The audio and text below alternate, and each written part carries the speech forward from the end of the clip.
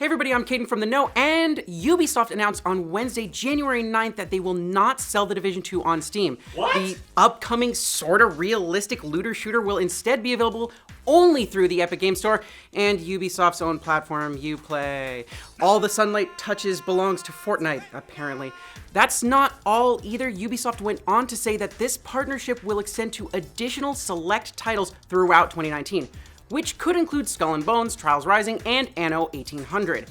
If you already pre-ordered the game, don't worry, Ubisoft announced that pre-orders on other platforms would be unaffected by this move, though it's not clear what that means right now. Maybe they'll email out Epic Steam redemption codes or something. Seems a little messy, but I guess we'll have to wait and see.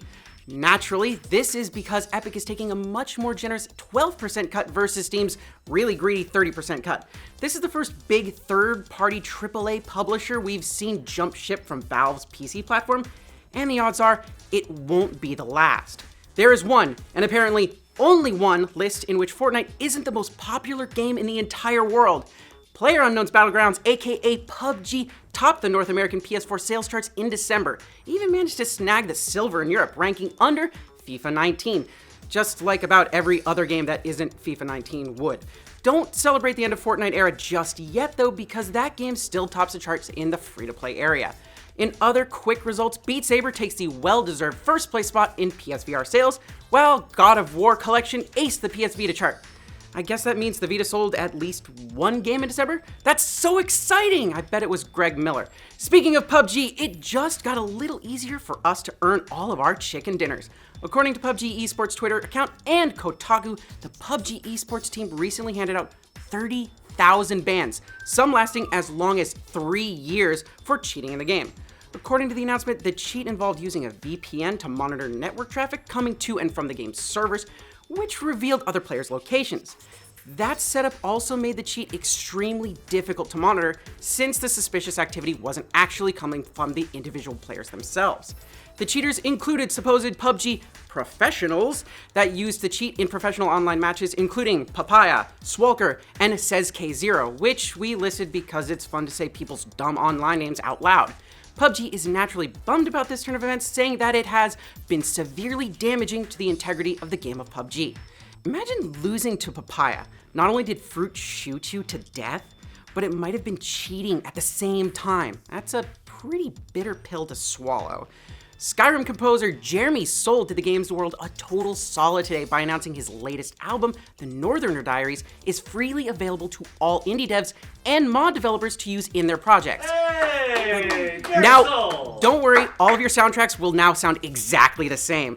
All he asks in return is a simple credit, which it seems fairly simple enough because his name is pretty short after all. It doesn't take that long to type it out. Soule describes the album as a virtual orchestral and choir sketches as I work towards the completion of my symphony, and compares them to concept art you might see from an artist prior to the commencement of an oil painting. He has a very long history scoring games, with Elder Scrolls V being his most popular work. He also wrote the score for games like 2006's Prey, 2003's Unreal 2, and here's one for the real old-timers out there, 1995's Secret of Evermore. Breaking! Yeah, it is. You say it, Grandpa. Oh, and 1996's Putt Putt and Pep's Dog on a Stick. Speaking of, now's a good time to announce The Know is now exclusively turning into a Putt Putt and Pep's Dog on a Stick Let's Play channel. We're coming for you, Achievement Hunter. Finally, we have a quick review roundup for you guys. Tales of Vesperia Definitive Edition launches January 11th and is sitting at the re-release standard score of 8 out of 10 on Metacritic right now.